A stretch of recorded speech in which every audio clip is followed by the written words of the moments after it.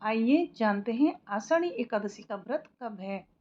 आषाढ़ी एकादशी का व्रत 29 जून 2023 यानी कि कल है। आइए जानते हैं एकादशी कौन है और किसकी बेटी है। एकादशी भगवान श्री हरि विष्णु के शरीर से उत्पन्न हुई एक कन्या है।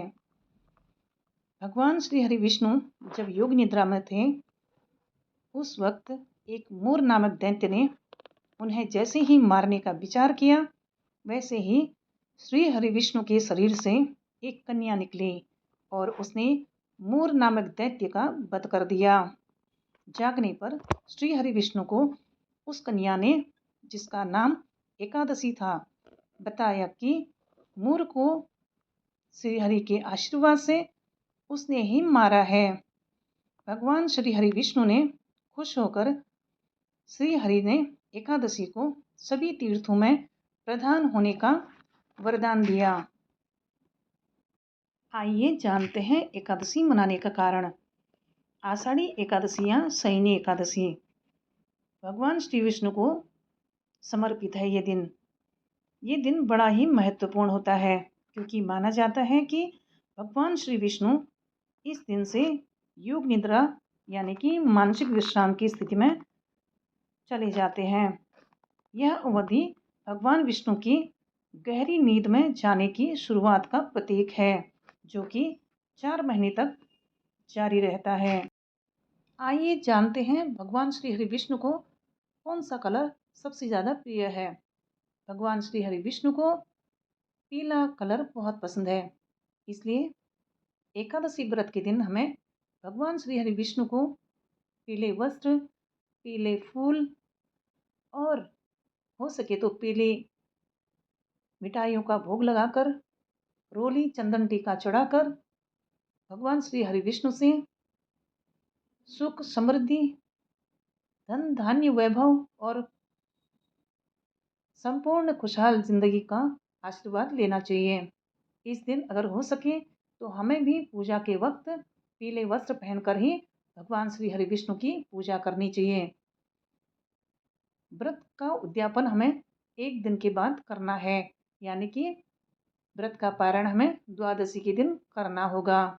शास्त्रों के हिसाब से साल में 24 एकादशियाँ होती हैं और उसमें से 4 एकादशियाँ बड़ी हैं। उन 4 एकादशियों में से एक एकादशी है आषाढ़ी एकादशी, जो कि कल है। जो लोग पूरे साल में 24 एकादशियाँ नहीं कर सकते हैं वो 4 एकादशी करके भी अपने व्रत को संपूर्ण करके पूरे साल भर का फल प्राप्त करते हैं, जो कि उसमें से एक एकादशी कल है आषाढ़ी एकादशी। आइए जानते हैं आषाढ़ी एकादशी का व्रत हम किस तरह से करें। व्रत के दिन हमें सुबह उठकर स्नान आदि करके अपने घर के मंदिर में एक तेल का दीपक जलाना चाहिए और भगवान विष्णु का ध्यान करना चाहिए। फिर भगवान विष्णु का आवाहन करके उनका आशीर्वाद लेना चाहिए।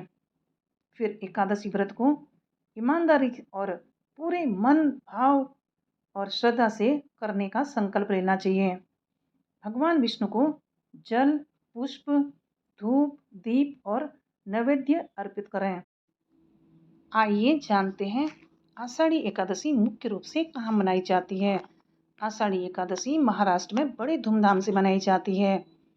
इस दिन तीर्थयात्रियों की एक विशाल यात्रा या धार्मिक जुलूस, जिसे पंढरपुर आषाढ़ी एकादशी वारी यात्रा के रूप में जाना जाता है, चंद्रभागा नदी के तट पर स्थित दक्षिण महाराष्ट्र के सोलापुर जिले के पंढरपुर में समाप्त होता है।